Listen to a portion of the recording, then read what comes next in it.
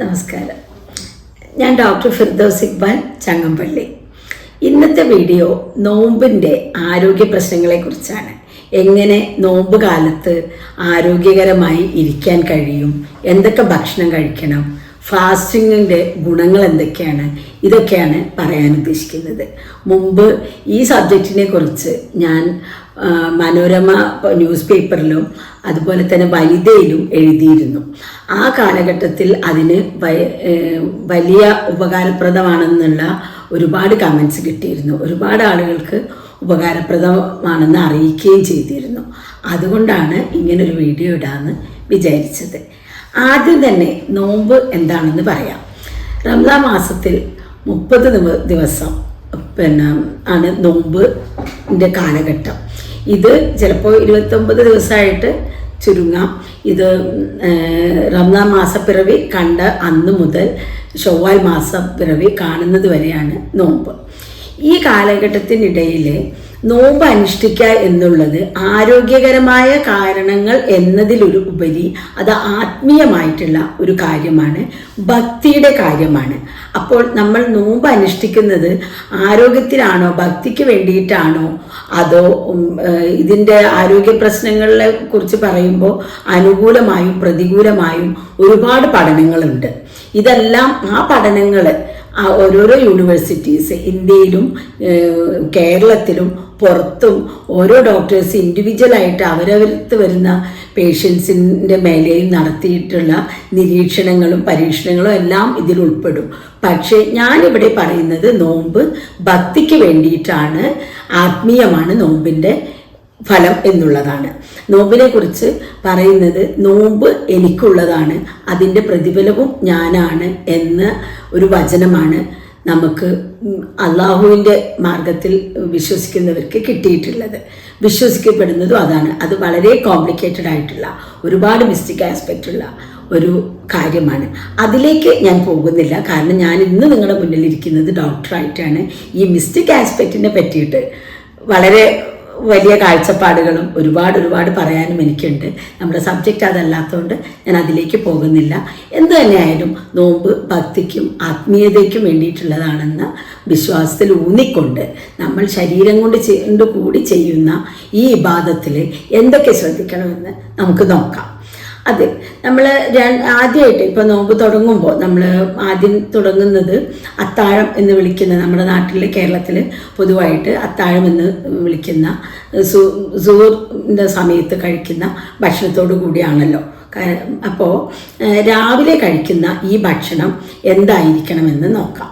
ഞാൻ ഇത്രയും വർഷത്തെ പ്രാക്ടീസിനിടയിൽ രോഗികൾക്കും രോഗികളല്ലാത്തവർക്കും കൊടുത്തിട്ട് മനസ്സിലാക്കിയതും മറ്റുള്ള പരീക്ഷണങ്ങൾ കൊണ്ടും ആയുർവേദത്തിൻ്റെ തിയറി കൊണ്ടും മനസ്സിലാക്കിയതിൽ വെച്ച് ഏറ്റവും ഉത്തമമായിട്ട് ഈ രാവിലെ കഴിക്കാവുന്ന ഭക്ഷണം കഞ്ഞിയാണെന്നാണ് മനസ്സിലാക്കിയിട്ടുള്ളത്. കാരണം അരി നമ്മൾ സാധാരണയായിട്ട് കേരളൈറ്റ്സിന് ഉപയോഗിച്ച് ശീലമുള്ള ഒരു സാധനമാകുന്നത് കൊണ്ടും നമ്മുടെ പൂർവികരുടെ ജനറ്റിക് ലെവലിൽ അതിനുള്ള സ്വാധീനം കൊണ്ടും നല്ല പൊടിയരിയുടെ കഞ്ഞി എരിവും പുളിയും കുറവായിട്ട് ഉപയോഗിക്കുന്നത് നല്ലതായിട്ട് ഞാൻ കണ്ടിട്ടുണ്ട്. അതിൽ ഒരു കാര്യം എന്ന് പറയുമ്പോൾ നമ്മൾ രാത്രി കഞ്ഞി വെച്ച് അങ്ങനെ വെച്ച് അടച്ച് വെച്ചിട്ട് ഒരു 10 മണിയോട് കൂടിയിട്ടൊക്കെ കഞ്ഞി വെച്ച് അതൊരു പുലർച്ചെ കഴിക്കുന്നതിൽ ഒരു പുളിപ്പ് ഉണ്ടാവുകയില്ല. എന്നാൽ നമുക്ക് ഉപകാരപ്രദമായിട്ടുള്ള ചില ബാക്ടീരിയകൾ അതിൽ വളരാനുള്ളൊരു സാധ്യതയും അത് കഴിക്കുന്നത് കൊണ്ട് ശരീരത്തിന് തണുപ്പും ഡീഹൈഡ്രേഷനുള്ള സാധ്യത കുറഞ്ഞു കിട്ടുന്നതായിട്ട് ഞാൻ കണ്ടിട്ടുണ്ട്. ദാഹം കുറവാണ് അങ്ങനെയുള്ള ആളുകളിൽ.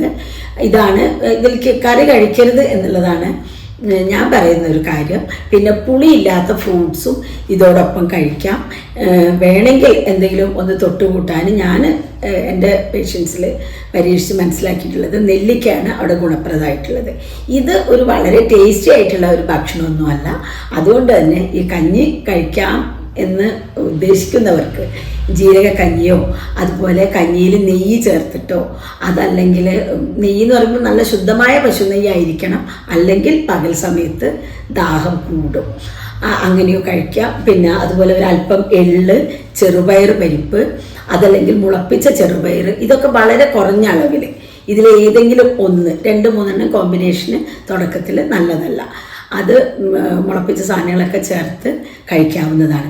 അതുപോലെ തന്നെ വളരെയധികം കാലിലൊക്കെ നീര് വരുന്നവരും, പിന്നെ ചില ആളുകൾ പറയാറുണ്ട് നോമ്പ് കുറച്ച് കഴിഞ്ഞാൽ ഒരു ബ്ലോട്ടിങ് ഫീൽ ചെയ്യും ഉച്ചയ്ക്ക് ശേഷം.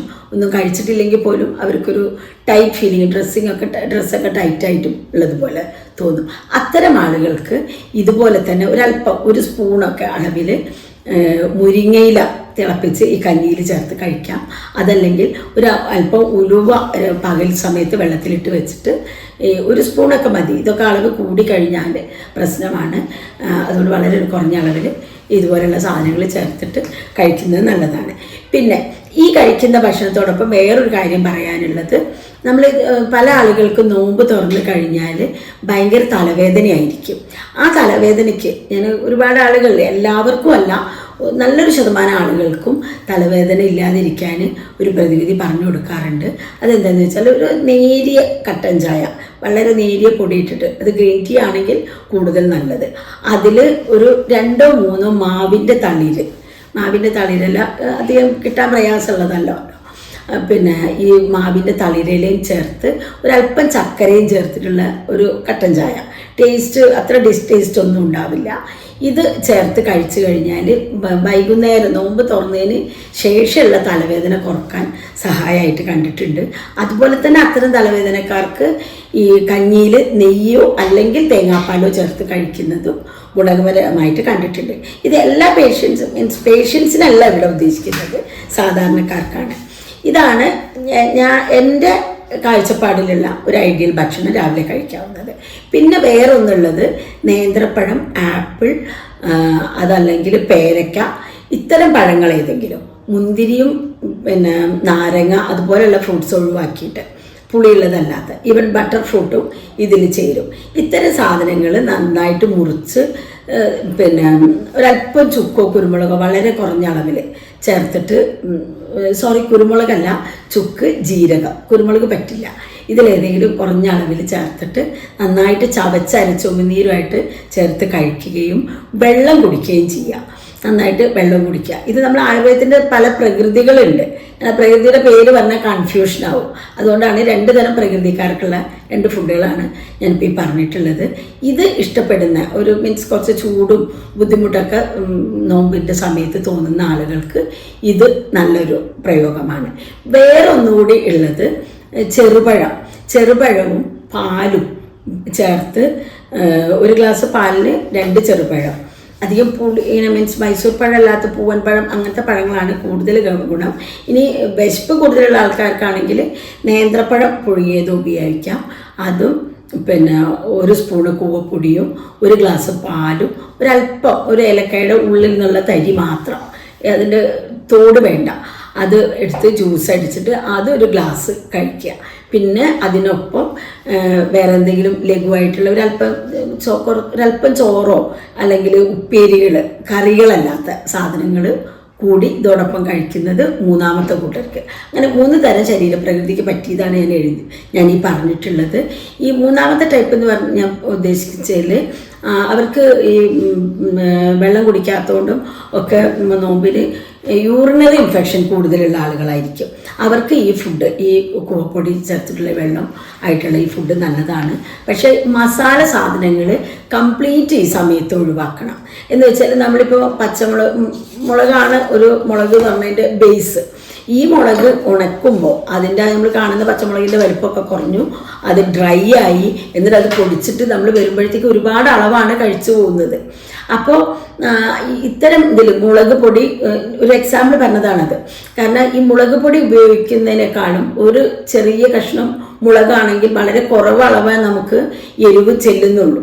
പിന്നെ കുരുമുളകിൻ്റെ എരിവും വലിയ കുഴപ്പമില്ല, പക്ഷേ വളരെ കുറഞ്ഞൊരളവിൽ ചേർക്കാം. പക്ഷേ മല്ലി, മുളക്, ഗരം മസാല തുടങ്ങി പൊടിച്ച് ചേർത്തിട്ടുള്ള മസാലകൾ ഇതിൽ ചേർക്കുന്നത് വളരെ ഉപദ്രവകരമായിട്ടുള്ള ഒരു അവസ്ഥയിലേക്കായിരിക്കും നമ്മളെ ചെന്നെത്തിക്കുന്നത്. അതുകൊണ്ട് അത്തരം സാധനങ്ങൾ ഒഴിവാക്കുക. പിന്നെ ഇത്രയാണ് അത്താഴത്തിൻ്റെ സമയത്ത് പറയാനുള്ളത്. പിന്നെ ഇതോടൊപ്പം പഴം കഴിക്കുന്നത് എല്ലാ പ്രകൃതക്കാർക്കും പഴവും കൽക്കണ്ടവും ചേർത്ത് കുഴച്ച് കഴിക്കുന്നത് ഗുണകരമാണ്. പിന്നെ അതുപോലെ വിശപ്പ് വല്ലാതെ കൂടുന്നതുള്ള ആളുകൾക്ക് അവിലിനേക്കാൾ കൂടുതൽ മലര് ഒരല്പം തേൻ ചേർത്തോ അല്ലെങ്കിൽ ഇതുപോലെ പഴവും ചേർത്തോ, പഴത്തോടൊപ്പം പഴം ഇങ്ങനെ കഴിക്കുന്നുണ്ടെങ്കിൽ അതിനും കൂടെ ജീരകം ചേർക്കണം.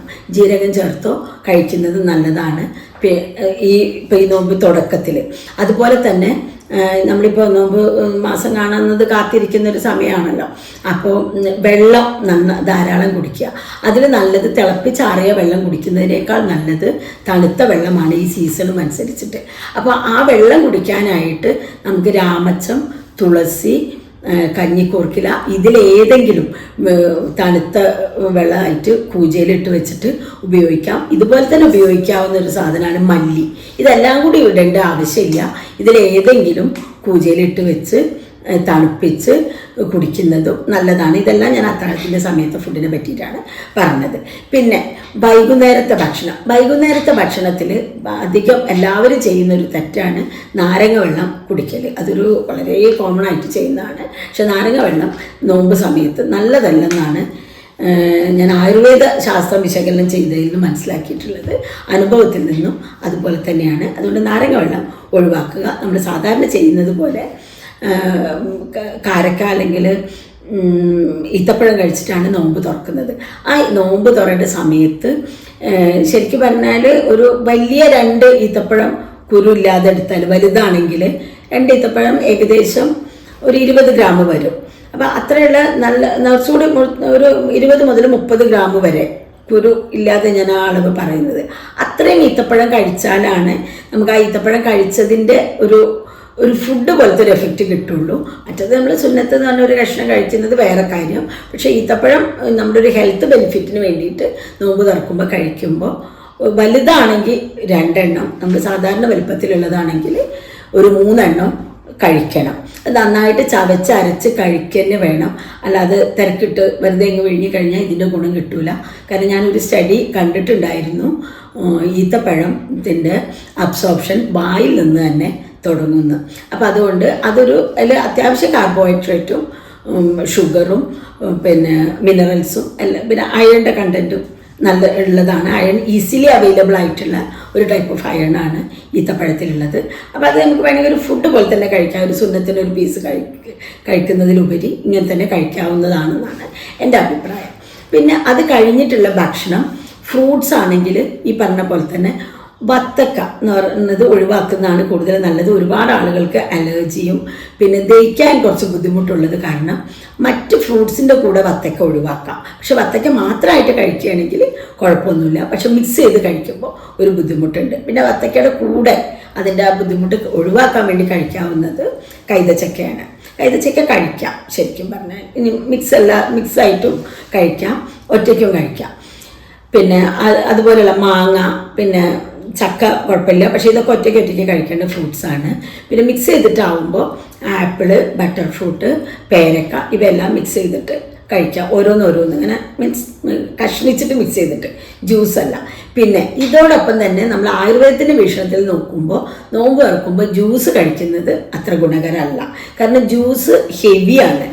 മറിച്ച് നമ്മൾ ആയുർവേദത്തിൽ ഗുരു, ലഘു എന്നൊക്കെയുള്ള വേർഡ്സ് ഉപയോഗിക്കുക അതിൽ. അപ്പം നമ്മൾ കഷ്ണമാണ് കഴിക്കുന്നെങ്കിൽ ചവച്ചരച്ച് ഉമിനീരുമായിട്ട് ചേർന്നിട്ടാണ് കഴിക്കുന്നത്. നമ്മൾ ഒരു ദിവസം മുഴുവനും വായിൽ ചവയ്ക്കുകയോ അരയ്ക്കുകയോ ചെയ്യാതെ എടുക്കുന്ന ഒരു അവസ്ഥയായിരിക്കും ഉണ്ടാവുക. അപ്പം നമ്മുടെ വായിലൊക്കെ ഒരുപാട് ബാക്ടീരിയാസ് ഉണ്ട്. ഈ ബാക്ടീരിയാസാണ് ഒരു കണക്കിൽ നമ്മൾ നിലനിർത്തി പോരുന്നത്.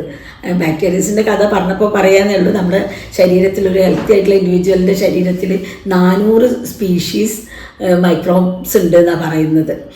ഇതൊക്കെ കണക്കുകൾ പറയുന്നതാണ്. നമ്മൾ റിസർച്ചിനും പേപ്പറിൽ നിന്നൊക്കെ വായിച്ചെടുത്തിട്ടുള്ളൊരു അറിവ് ഷെയർ ചെയ്തതേ ഉള്ളൂ. അപ്പോൾ നമ്മൾ വായിലുള്ള ഈ മൈക്രോബ്സുമായിട്ട് കൂടി ചേർന്ന് നമ്മൾ കഴിക്കുമ്പോൾ നമ്മുടെ ദഹനം ഇമ്പ്രൂവ് ആവും. മറിച്ച് ജ്യൂസ് ആവുമ്പോൾ വെള്ളവും ചേർത്ത് അടിച്ച് അതിൻ്റെ നാരുകളും ഇതൊക്കെ കളഞ്ഞു കഴിഞ്ഞിട്ട് എടുക്കുമ്പോൾ ഇത്രയും ഗുണം കിട്ടില്ല. ഫ്രൂട്ട്സ് കഴിക്കുന്നതാണ് ഗുണം. പിന്നെ ഈ ഫ്രൂട്ട്സ് കഴിച്ചതോടുകൂടെ ഉടനെ തന്നെ പിന്നെ പലഹാരങ്ങൾ കഴിക്കുന്നത് ശരിക്കും തീർത്തും തെറ്റായിട്ടുള്ള ഒരു പ്രവണതയാണ്. നിങ്ങൾ പലഹാരങ്ങളാണ് അങ്ങനെ കഴിക്കാൻ ആഗ്രഹിക്കുന്നെങ്കിൽ ഹെൽത്തി ആയിട്ടുള്ള ഒരു ഇൻഡിവിജ്വലിന് അല്പമൊക്കെ വറുത്തതും പൊരിച്ചതൊക്കെ കുറഞ്ഞ അളവിലൊക്കെ കഴിക്കാം. അതിന് പിന്നെ ആവിയിൽ പുഴുങ്ങിയ സാധനങ്ങൾ ഉണ്ടാവാം, അത്തരം സാധനങ്ങളൊക്കെ കഴിക്കാം. പക്ഷെ അങ്ങനെയാണെങ്കിൽ നിങ്ങൾ ഫ്രൂട്ട്സ് കഴിക്കേണ്ട. അതല്ലെങ്കിൽ ഫ്രൂട്ട്സ് കഴിച്ച് ഇതൊക്കെ ദഹിച്ച് കഴിഞ്ഞ് നിസ്കാരമൊക്കെ കഴിഞ്ഞ് വന്നിട്ട് വേണം മറ്റേ ഫുഡ് കഴിക്കാൻ. ആ ഫുഡിലും തന്നെ നമ്മൾ പത്തിരി, ചിക്കൻ ഇത്തരം സാധനങ്ങൾ ഒന്നിച്ച് മിക്സ് ചെയ്ത് കഴിക്കരുത്. ഇത്തരം കുഞ്ഞു പലഹാരങ്ങളാണ് ഇഷ്ടമെങ്കിൽ അത് ഹെൽത്തി ആയിട്ടുള്ളവർക്കുള്ള വേണ്ടി മാത്രമാണ് ഞാൻ ഈ പറയുന്നത്. രോഗികൾക്കുള്ള വീഡിയോ വേറെ ഇടുന്നുണ്ട്, ഓരോന്നും സെപ്പറേറ്റ് ആയിട്ട്. പ്രമേഹക്കാർക്കും അസിഡിറ്റിക്കാർക്കും പിന്നെ ക്യാൻസർ പോലുള്ള രോഗങ്ങളിലൊക്കെ ഉള്ള വീഡിയോ വേറെ വേറെ ഇടാം. ഇത് ഹെൽത്തി ആയിട്ടുള്ളവർക്ക് മാത്രമാണ് പറയുന്നത്. അപ്പോൾ അങ്ങനെ ഇത് നമ്മൾ നിസ്കാരമൊക്കെ കഴിഞ്ഞ് വന്ന് ലൈറ്റായിട്ടുള്ള ഈ ഭക്ഷണം കഴിക്കാം. വളരെ ലൈറ്റായിട്ടുള്ള ഒരു ചായയും ഇതൊന്നും ഹെൽത്തി ആയിട്ടുള്ള ആളുകൾക്ക് ഉപദ്രവം ചെയ്യില്ല. പിന്നീട് അവിടുന്ന് അങ്ങോട്ടുള്ള സമയത്ത് നമുക്ക് തറാവിയൊക്കെ കഴിഞ്ഞ് വിശപ്പൊക്കെ ഉണ്ടെങ്കിൽ കൂടുതൽ വെള്ളത്തിൻ്റെ അളവ് കൂടുതലുള്ള ഭക്ഷണവും പിന്നെ ധാന്യങ്ങളും അതുപോലെ തന്നെ ഉണങ്ങിയ മീൻസ് ഡ്രൈ ഫ്രൂട്ട്സ് ഇവയൊക്കെയാണ് കഴിക്കേണ്ടത്. ഇതിൽ നമ്മൾ ഈ വൈകുന്നേരം കഴിക്കുന്ന ഭക്ഷണത്തിൽ വളരെ പ്രധാനപ്പെട്ട ഒരു ഭക്ഷണമാണ് കസുകസ്. കസുകസ് വെള്ളത്തിലിട്ട് വെച്ച് കുതിർത്തിയിട്ട് മധുരത്തിന് വേണ്ടി ഒരല്പം എന്തെങ്കിലും ശർക്കര പാനിയാക്കി വെച്ചിട്ട് മീൻസ് പാവാക്കി വെക്കുമല്ലോ, അങ്ങനെ ചെയ്തിട്ട് അതിൽ നിന്നൊരു തുള്ളിട്ട് ഒഴിച്ചാലും മതി. അതല്ലാന്നുണ്ടെങ്കിൽ തേൻ ചേർക്കാം, തേൻ ഏറ്റവും ഉത്തമമാണ്. പിന്നെ അതുമല്ലെങ്കിൽ കൽക്കണ്ടം ചേർക്കാം. ഇങ്ങനെ എന്തെങ്കിലും ചേർത്തിട്ട് കസുകസിൻ്റെ വെള്ളം കുടിക്കുന്നത് നല്ലതാണ്. പിന്നെ അതുപോലെ തന്നെ ഹെൽത്തി ആയിട്ടുള്ള ഇൻഡിവിജ്വൽസിനും നോമ്പിൻ്റെ സമയത്ത് കെടുക്കാൻ നേരത്ത് ഒരു ഗ്ലാസ് പാലും അതിലൊരല്പം പിന്നെ ചവനപ്രാശവും ചേർത്ത് മിക്സിയിൽ അടിച്ച് കഴിക്കുന്നതും ഞാൻ വളരെ ഉപകാരപ്രദമായിട്ട് കണ്ടിട്ടുണ്ട്. പിന്നെ നോമ്പ് ഈ ഫാസ്റ്റിംഗ് കൊണ്ട് ഒരുപാട് ഗുണങ്ങളുണ്ടെന്ന് തന്നെയാണ് ആയുർവേദത്തിൻ്റെ വീക്ഷണം. പക്ഷെ ആയുർവേദത്തിൽ എപ്പോഴും പറയുന്നത് നമ്മൾ ഡ്രൈ ഫാസ്റ്റിംഗ് ആണ് നമ്മളുടെ ഇപ്പോൾ ഈ പറയുന്ന നോമ്പിലുള്ള ഫാസ്റ്റിംഗ് വരുന്നത്, വെള്ളം കുടിക്കാതുള്ള. മറ്റതെന്ന് പറയുമ്പോൾ വാട്ടർ ഉള്ള ഫാസ്റ്റിംഗ് ആണ്. പക്ഷെ ആയുർവേദത്തിൻ്റെ വിധി പ്രകാരം ഒരു ശ്ലോകത്തിലാണ് ഇതിന് പറയുമ്പോൾ ലംഘനം പാചനം കാലോ യവാഗു തിക്തകോ രസ എന്ന് പറഞ്ഞ ഒരു ശ്ലോകമുണ്ട്. എന്ന് വെച്ചാൽ നമ്മൾ ആദ്യം ലംഘനമാണ് എന്ന് പറഞ്ഞാൽ ഫുഡ് കഴിക്കാതിരിക്കുന്നത്. അത് ഈ ഡ്രൈ ഫാസ്റ്റിംഗ് ആകുമ്പോൾ ഡീഹൈഡ്രേഷനാണ് പ്രശ്നം. അപ്പോൾ അതിനെക്കുറിച്ച് ആയുർവേദത്തിൽ അത്ര ക്ലിയർ റെഫറൻസ് ഉള്ളതായിട്ട് എനിക്കറിയില്ല. ഇവിടെ ഉദ്ദേശിക്കുന്ന ഫാസ്റ്റിങ്ങിൽ വെള്ളം ഉണ്ടെന്നാണ് നിഗമനം. രണ്ടും വ്യക്തമായിട്ട് പറഞ്ഞിട്ടില്ല. അങ്ങനത്തെ ഒരു അതിലേക്ക് നമ്മൾ പോകണ്ട ആ സബ്ജക്റ്റിലേക്ക്. പക്ഷേ ഇവിടെ എല്ലാവരും സാധാരണയായിട്ട് അത് എടുക്കുന്നത് വെള്ളം കുടിച്ചുകൊണ്ടുള്ള ഫാസ്റ്റിംഗ് ആണ്. അപ്പോൾ അത് വെച്ച് നോക്കിയാലും അതിൽ നമുക്ക് ഡ്രൈ ഫാസ്റ്റിങ്ങിലേക്ക് വരികയാണെങ്കിലും ഇവിടെ നമ്മൾ എൻ്റെ അഭിപ്രായത്തിൽ ആസ് എ ഡോക്ടർ ഞാൻ ഹെൽത്തി ആയിട്ടുള്ള ഇൻഡിവിജ്വൽസിനും പറയുന്നത് സഹിക്കാൻ പറ്റാത്ത ദാഹം, അതുകൊണ്ടുള്ള തലകറക്കം, അതുകൊണ്ടുള്ള ബുദ്ധിമുട്ടുകൾ അത് കാണുമ്പോൾ നോമ്പ് മുറിക്കുന്നതാണ് ഉത്തമം.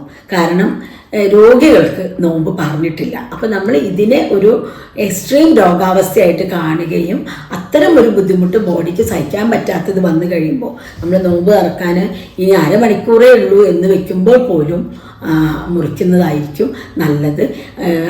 ആ ഒരു അത് ഞാൻ എൻ്റെ പേഷ്യൻസിനോട് ഞാൻ പറയാറുള്ളത് നിങ്ങൾ ഭക്തിപൂർവ്വം മുറിക്കണം എന്നാണ്. അത് ഒരിക്കലും ദൈവനിഷേധമോ ഭക്തിയില്ലായ്മയോ കൊണ്ടല്ല. അള്ളാഹു നമ്മളോട് പറഞ്ഞിട്ടുള്ളതാണ് രോഗികൾ നോക്കണ്ടെന്ന്. അപ്പം ഞാൻ രോഗിയാണെന്ന് ഉറപ്പ് വരുമ്പോൾ അത് അള്ളാഹുവിനെ അനുസരിക്കലാണ്. എൻ്റെ രോഗം കൊണ്ട് ഞാനിവിടെ വെച്ച് നോമ്പ് മുറിക്കുകയാണ്, അല്ലെങ്കിൽ എൻ്റെ രോഗാവസ്ഥ കൊണ്ട് നാളത്തെ നോമ്പ് ഞാൻ നോക്കുന്നില്ല എന്ന് പറയുന്നതായിരിക്കും ഉത്തമം. ഇതുകൂടി പറഞ്ഞ് ഇന്നത്തെ വീഡിയോ ഞാൻ അവസാനിപ്പിക്കുകയാണ്. ഇത്തരം വീഡിയോകൾ കൂടുതൽ പറയാൻ വേണ്ടിയിട്ട് ഉദ്ദേശിക്കുന്നുണ്ട്. അടുത്തുള്ള ദിവസങ്ങളിൽ ചെയ്യാം.